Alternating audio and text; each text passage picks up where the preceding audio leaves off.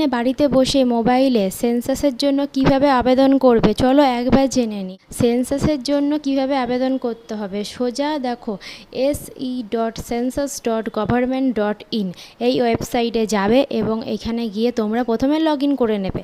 তারপর নিজেদের রাজ্য সিলেক্ট করবে। রাজ্য সিলেক্ট করার পর পরিবারের যিনি প্রধান তার নাম দিয়ে দেবে, মোবাইল নাম্বার দেবে এবং সেই মোবাইল নাম্বারে একটা ওটিপি আসবে, সেই ওটিপিটা দিয়ে লগ ইন করে নেবে।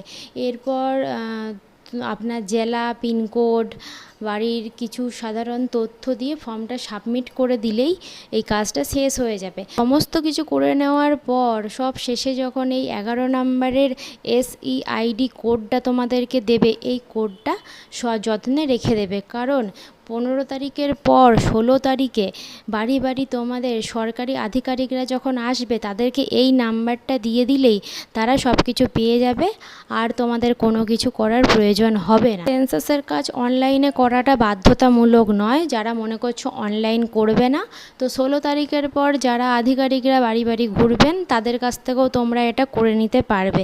কিন্তু পশ্চিমবঙ্গ সরকার বর্তমানে এই ডিজিটাল জনগণনার ওপর জোর দিচ্ছে, আর এই ডিজিটাল জনগণনা করার ফলে অনেকের সময়ও বাঁচবে আর কাজটাও তাড়াতাড়ি হবে, কারণ সবাই বাড়িতে থাকে না।